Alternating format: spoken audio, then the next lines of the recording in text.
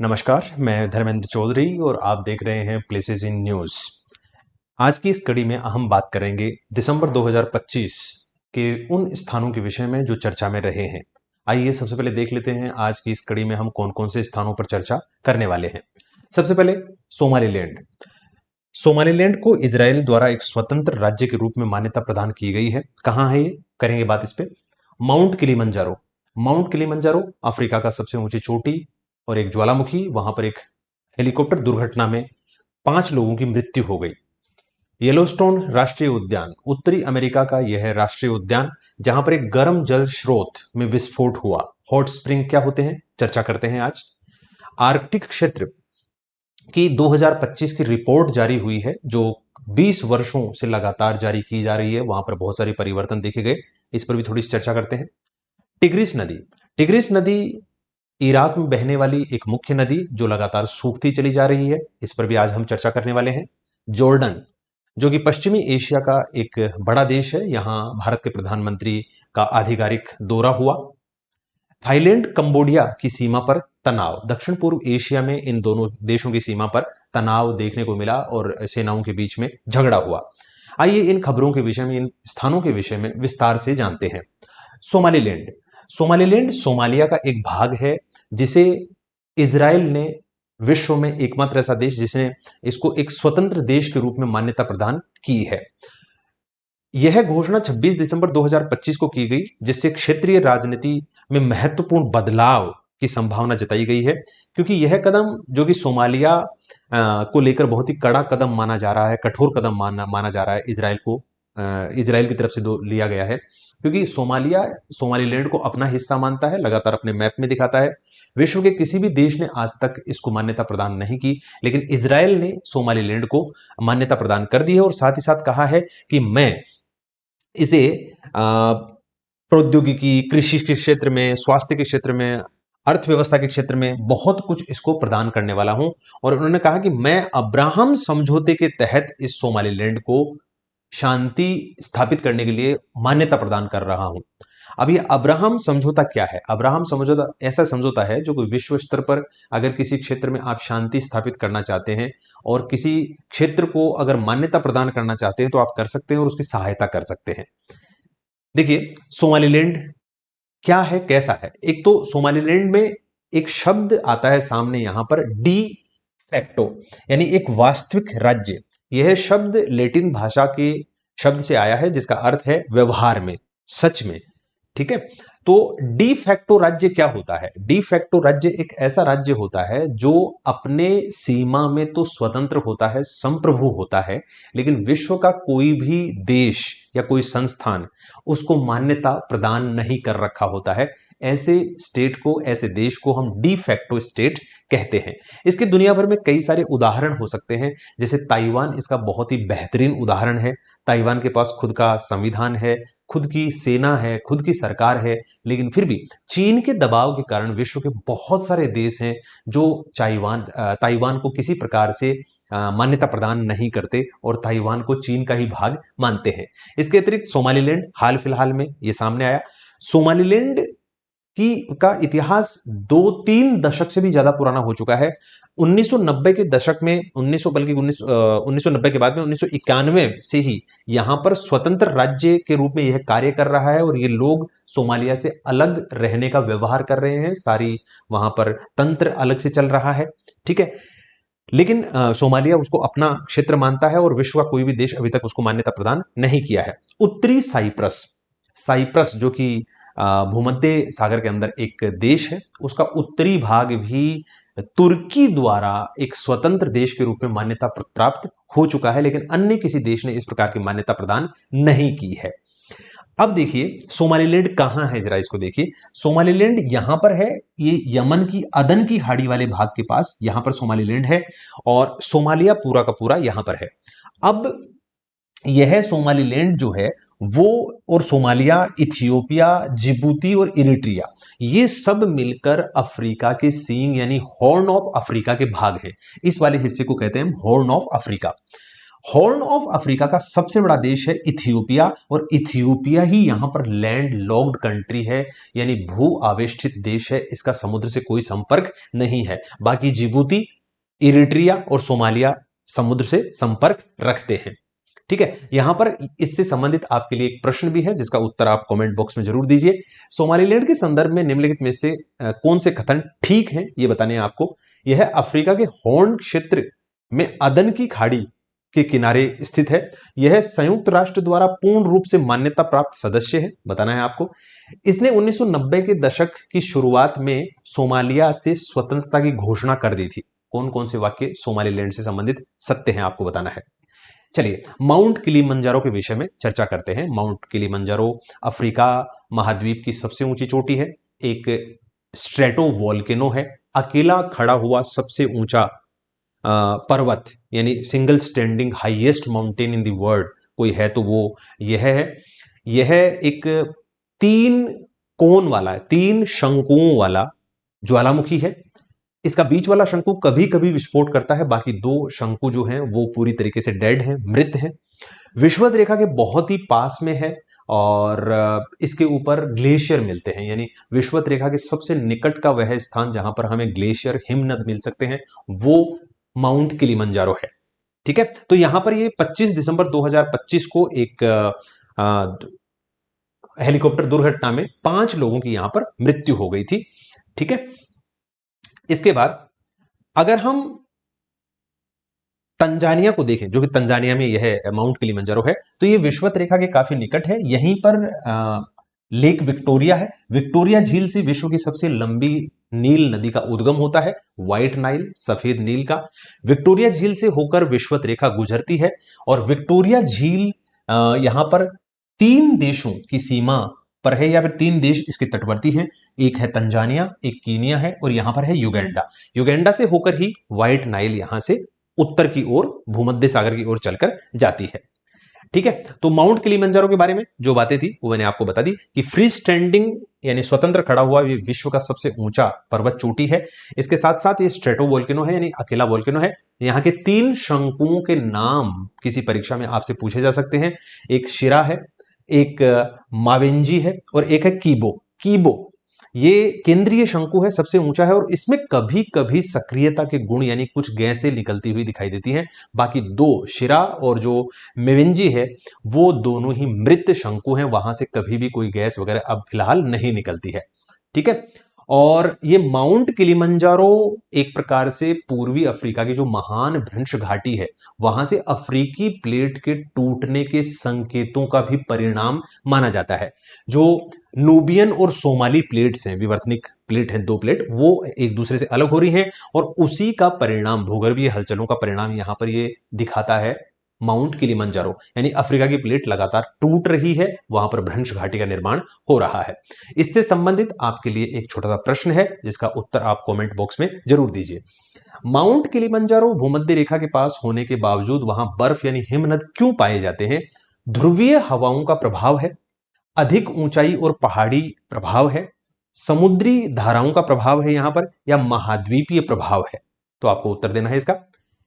Yellowstone राष्ट्रीय उद्यान उत्तरी अमेरिका में, संयुक्त राज्य अमेरिका में बहुत बड़ा, बल्कि वहां का सबसे बड़ा राष्ट्रीय उद्यान है।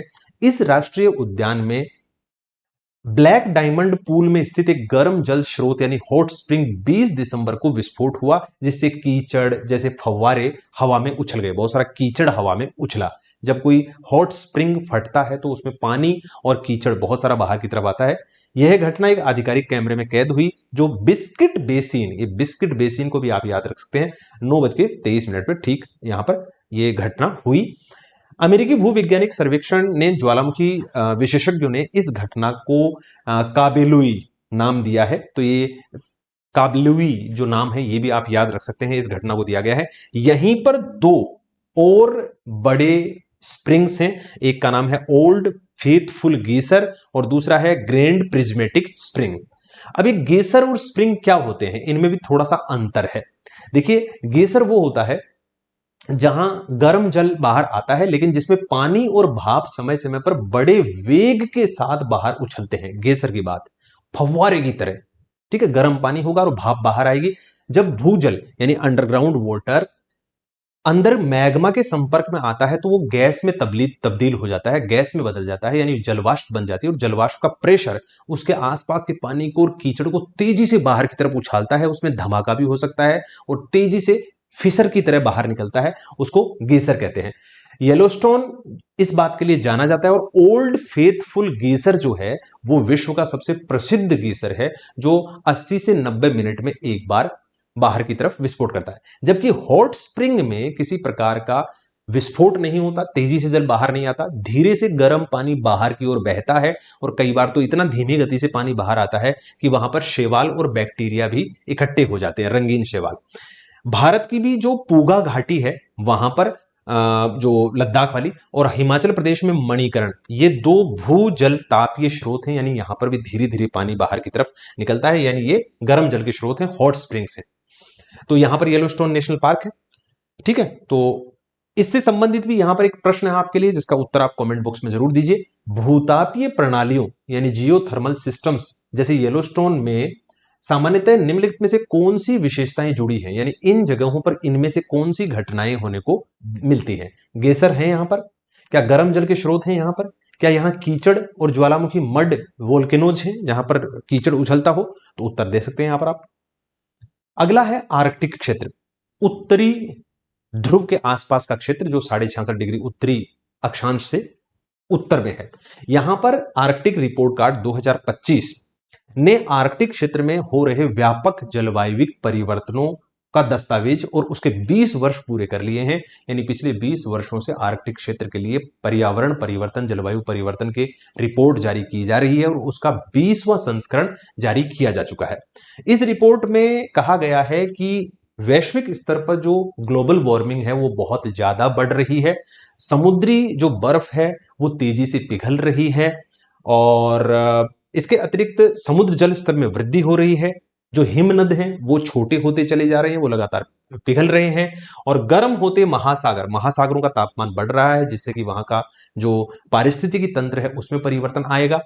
और अभूतपूर्व जो मौसमी घटनाएं हैं वो भी वहां पर देखने को मिल रही हैं, जैसे वहां जेट स्ट्रीम होती है। ध्रुवीय क्षेत्र बहुत ठंडा होता है तो जेट स्ट्रीम यानी ऊपरी वायु परिसंचरण बहुत ही तीव्र होता है। लेकिन अगर ध्रुवीय क्षेत्र भी गर्म हो जाता है तो उप ध्रुवीय क्षेत्रों में, शीतोष्ण क्षेत्रों में और ध्रुवीय क्षेत्रों में तापमान का अंतर बहुत कम रह जाता है, जिसके कारण ऊपरी वायुमंडल, ऊपरी क्षोभ मंडल में जो तीव्र वेगवान पवनें चलती हैं, जिसको हम जेट स्ट्रीम कहते हैं, वो कमजोर हो जाती हैं और जो मौसमी घटनाएं होती हैं वो विपरीत हो जाती हैं, जिस प्रकार की सामान्यतः होनी चाहिए वैसी नहीं रह पाती हैं। लेकिन इसका एक छोटा सा लाभ भी होता है कि अगर आर्कटिक क्षेत्र में तापमान बढ़ता है तो जो समुद्र है उसमें शीतकाल में भी कभी हिम जमाव नहीं होंगे और वहां पर महासागरीय मार्ग जरूर खुल जाएंगे। तो रशिया जैसे देश के लिए तो वो फायदा है, कनाडा वाले देश के लिए लाभ का विषय है, ग्रीनलैंड के लिए वो लाभ का विषय है, लेकिन अन्य देशों के लिए, दुनिया के लिए तापमान बढ़ा हुआ ठीक नहीं है।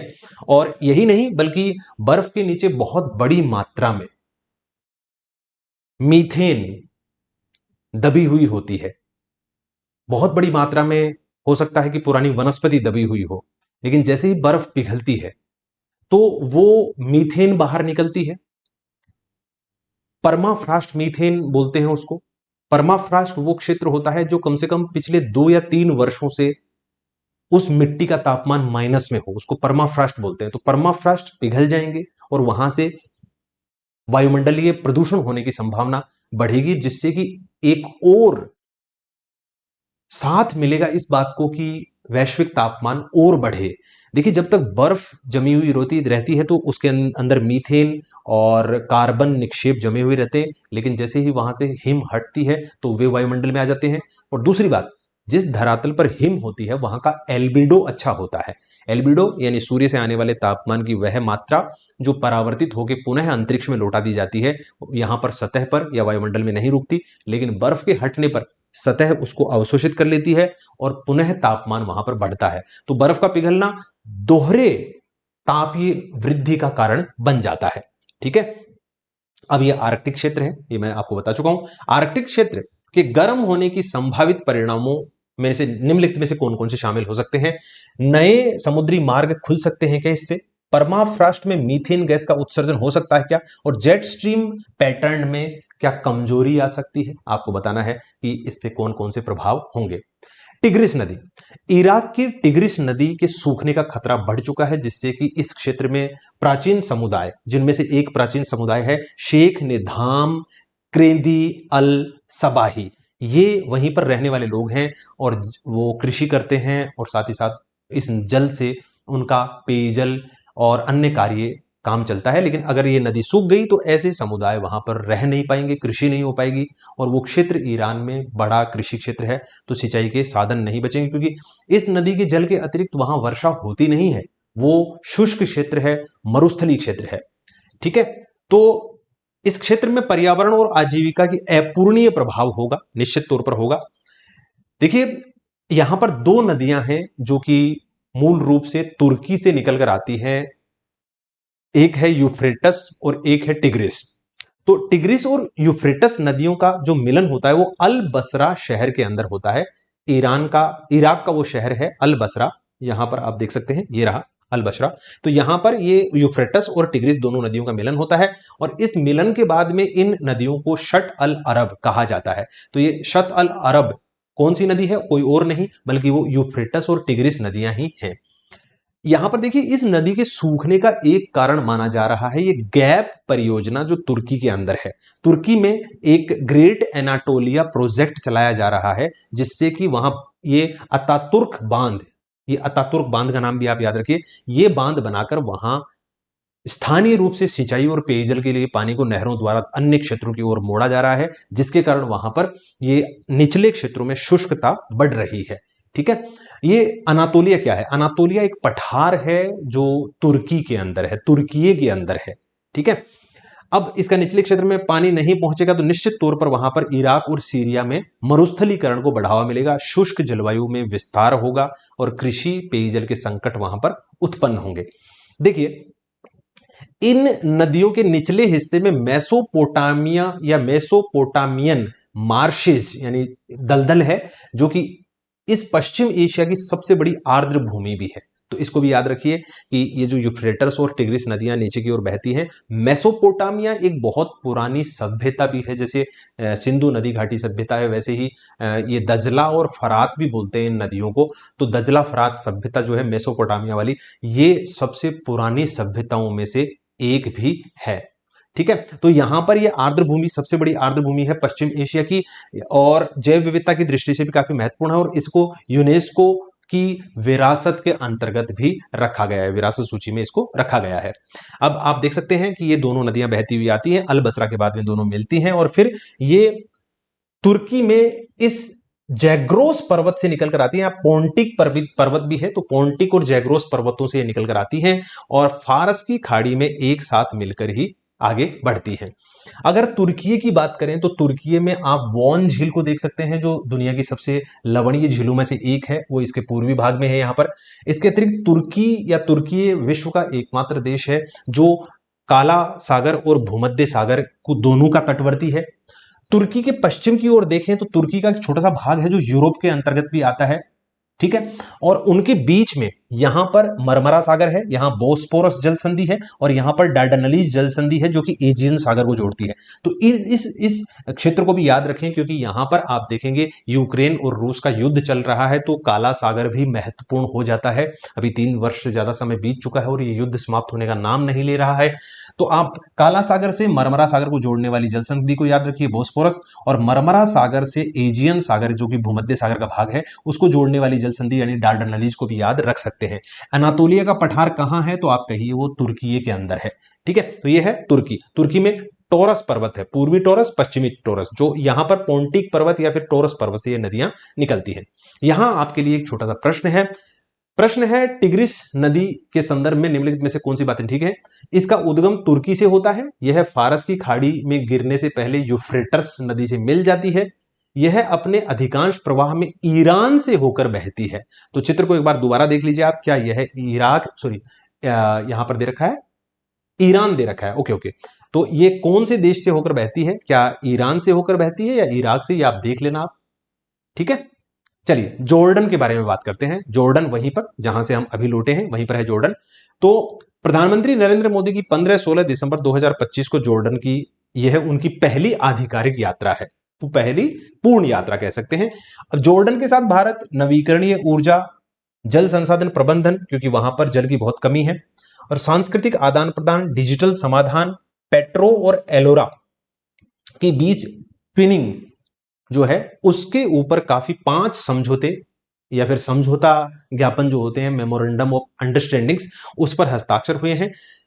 भारत जो है वो जॉर्डन का तीसरा सबसे बड़ा व्यापारिक साझेदार भी है, अगर व्यापार, अंतरराष्ट्रीय व्यापार को देखें, और दोनों देश चाहते हैं कि आने वाले 5 वर्षों में उन दोनों के बीच में 5 अरब अमेरिकी डॉलर का अंतरराष्ट्रीय व्यापार भी हो जाए। जॉर्डन के साथ भारत के संबंधों को या अंतरराष्ट्रीय संबंधों को 75वीं वर्षगांठ भी पूरी हुई है, ऐसा भी अवसर है इस समय। अब यहां पर जॉर्डन को अगर हम देखें तो जॉर्डन से संबंधित बहुत सारे तथ्य हमारे सामने आ जाते हैं। जॉर्डन बहुत बड़ा देश है, सऊदी अरब के बाद में अगर उस क्षेत्र में देखें तो बहुत बड़ा देश हो गए। यहां पर मृत सागर, इसके पश्चिमी तट पर मृत सागर है। जॉर्डन और इजराइल और वेस्ट बैंक, ये तीन, या इसको आप फिलिस्तीन भी कह सकते हैं, वेस्ट बैंक को, तो इन तीनों के तट इस मृत सागर से जुड़ते हैं। मृत सागर वर्तमान समय में विश्व का सबसे लवणीय जल है। पहले वॉन लेक का नंबर आता था, वॉन झील तुर्की वाली, लेकिन अब फिर से मृत सागर सबसे ज्यादा शुष्क हो चुका है, सबसे ज्यादा लवणीय हो चुका है, क्योंकि वो लगातार शुष्क होता चला जा रहा है। जैसे जैसे वाष्पीकरण का दर बढ़ती है तो वो जल और ज्यादा लवणीय होता चला जाता है। ठीक है, तो और साथ ही साथ इस मृत सागर के लिए कहा जाता है कि स्थल खंडों के ऊपर यानी महाद्वीपों के ऊपर विश्व का सबसे निचला स्थान, यानी समुद्र तल से भी माइनस में 430 मीटर, इतना नीचा स्थान और विश्व में महाद्वीपों पर कहीं पर भी नहीं है। तो और साथ ही साथ जॉर्डन के सीमावर्ती देशों की बात करें तो जॉर्डन यहां पर आप देख सकते हैं, ये जॉर्डन है, इसके सीमावर्ती देश यहां पर आप देख सकते हैं, सऊदी अरब है, यहां पर इराक है, यहां सीरिया है, यहां पर इजराइल है, और यहां वेस्ट बैंक जो कि फिलिस्तीन वाला क्षेत्र है। तो ये इसके सीमावर्ती देश भी हैं। इसके पश्चिमी भाग में यहां आप देख सकते हैं कि ये डेड सी है, डेड सी का बॉर्डर यानी तट तीनों के साथ मिलता है, यहां पर जॉर्डन से, इजराइल से और वेस्ट बैंक से। डेड सी के अंदर पानी कहां से आता है, तो डेड सी से जल आता है जॉर्डन नदी से। जॉर्डन नदी जो कि यहां वेस्ट बैंक और इजराइल या वेस्ट बैंक और जॉर्डन की सीमा पर बहती है, इसी जॉर्डन नदी से ही पानी आता है इस डेड सी के अंदर। तो जॉर्डन नदी यहां पर समाप्त हो जाती है, आगे इसका कनेक्शन इसके साथ नहीं है। यहां पर गल्फ ऑफ अकाबा है, और ये इस जगह आप कह सकते हैं मृत सागर, ये गलील सागर, याद रखिए गलील सागर यहां पर है, और मृत सागर और ये अकाबा की खाड़ी, ये सब पश्चिमी अफ्रीका की महान भ्रंश घाटी के ही भाग हैं। यहां तक कि जो लाल सागर है वो भी पूर्वी अफ्रीका की, माफ कीजिए, पूर्वी अफ्रीका की जो महान भ्रंश घाटी है उसी के भाग हैं। राइट, चलिए, जॉर्डन से संबंध में भी एक प्रश्न आपके लिए है जिसका उत्तर आप कमेंट बॉक्स में जरूर दीजिए। यह जॉर्डन रिफ्ट वैली के साथ स्थित है, क्या जॉर्डन ऐसा है? जॉर्डन नदी भूमध्य सागर में जाकर गिरती है, क्या कोई संबंध है भूमध्य सागर से जॉर्डन नदी का? डेड सी, मृत सागर, इसकी पश्चिमी सीमा के साथ है जॉर्डन के साथ, बताइए आप उत्तर। अब बात करते हैं थाईलैंड और कंबोडिया की सीमा पर जो विवाद हुआ, बहुत बड़ा विवाद तो नहीं, लेकिन फिर भी दक्षिण पूर्व एशिया से संबंध में कुछ जानने का मौका मिलेगा इसी बहाने हमें। तो थाईलैंड और कंबोडिया की सीमा पर विवाद तेज हुआ और सेनाओं के बीच में झड़प हुई, जिसके कारण कंबोडिया ने कहा कि देर रात गोलाबारी करते रहते हैं ये थाईलैंड वाले, और जिससे कि मृतकों की कुल संख्या 7 हो गई थी उस समय।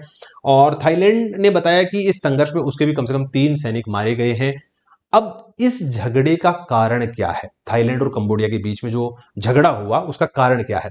इसकी जड़ें 1904 से 1907 के दौरान उस समय के फ्रांस, जो कि कंबोडिया का तत्कालीन उपनिवेशक शासक था, और शाम जिसे कहते हैं, जो कि थाईलैंड को पहले शाम कहा जाता था, तो उसके बीच में जो संधियां हुई थी, वो संधियां फ्रांस द्वारा बनाए गए मानचित्रों और वास्तविक भौगोलिक जल विभाजक रेखाओं के बीच में विसंगति है। फ्रांस ने जो मानचित्र बनाए थे और जो वास्तव में धरातल के ऊपर जो सीमाएं बननी चाहिए नदियों द्वारा, पहाड़ों द्वारा, उनके बीच में विसंगति है, वो एक जैसी नहीं है, इसलिए विवाद उत्पन्न हुआ। यहां पर एक प्रेह विहार मंदिर है, तो ये प्रिय विहार मंदिर जो है वो 11वीं सदी का एक हिंदू मंदिर है, इसको जरूर याद रखिए। 1962 में अंतरराष्ट्रीय न्यायालय ने इसे कंबोडिया का हिस्सा मान लिया, इस मंदिर को, और लेकिन मंदिर के आसपास का जो 4.6 वर्ग किलोमीटर का क्षेत्र है, वो भूमि बिना किसी निर्णय के रह गई, तो वो विवाद का कारण वहां पर भी बना हुआ है। अब 2025-26 में जो हाल ही जो घटनाक्रम हुआ उसमें दोनों देशों की सेनाएं आपस में लड़ रही थी। यहां पर एक छोटा सा विवाद और भी है, जो थाईलैंड की खाड़ी है, गल्फ ऑफ थाईलैंड, उसमें 26,000 वर्ग किलोमीटर का एक ऐसा क्षेत्र है जो दोनों देशों के बीच में ओवरलैपिंग हो रखा है। थाईलैंड कहता है मेरा है, कंबोडिया कहता है मेरा है, और वहां पर तेल और प्राकृतिक गैस के भंडार माने जा रहे हैं, तो यह भी एक विवाद का कारण माना जाता है।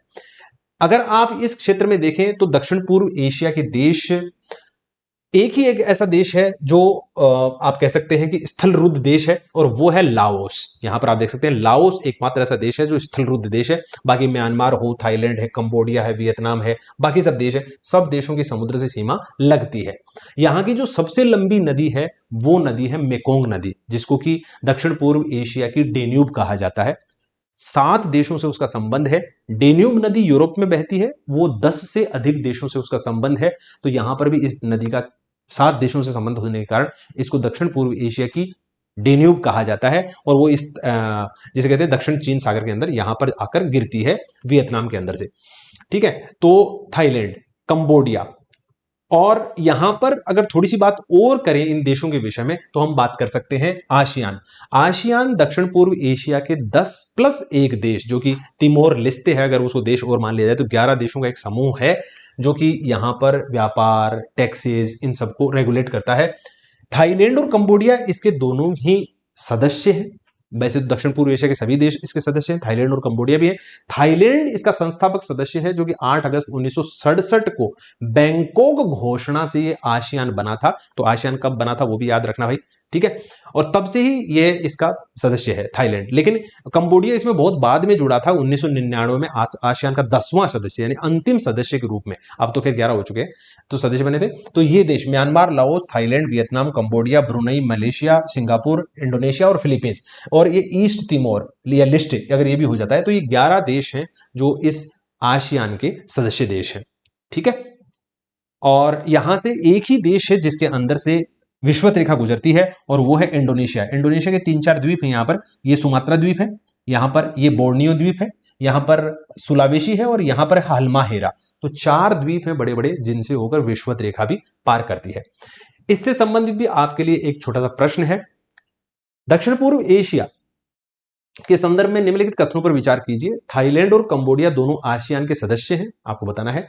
इनके बीच का विवाद औपनिवेश काल की सीमा निर्धारण से जुड़ा हुआ है। यह विवाद मेकोंग नदी में नौवहन अधिकारों से संबंधित है। आपको बताना है कि इनमें से कौन कौन से ठीक है। इनसे संबंधित ये जो अब तक हमने पढ़े हैं, जो भी जाने हैं स्थान, उनसे सबसे संबंधित एक प्रश्न स्थान है और उसकी विशेषता है। क्या सोमालीलैंड वास्तविक राज्य है, डी फैक्टो स्टेट है? क्या किलिमंजारो एक रिफ्ट ज्वालामुखी का उदाहरण है? क्या येलोस्टोन जो पार्क है वो हॉटस्पॉट ज्वालामुखी है वहां पर? और आर्कटिक क्षेत्र में आइस एल्बिडो फीडबैक की कोई घटना होगी? आज के इस कड़ी में यानी प्लेसेस ऑफ न्यूज यानी प्लेसेस इन द न्यूज की आज की इस कड़ी में इतना ही। मैं मिलूंगा आपसे नेक्स्ट कड़ी में। तब तक आप अपना ख्याल रखिए। मेरी ओर से आपको नमस्कार, जय हिंद, बाय बाय। अब एग्जाम की तैयारी को और बेहतर करने के लिए हमारे चैनल को लाइक, शेयर और सब्सक्राइब करना ना भूलें।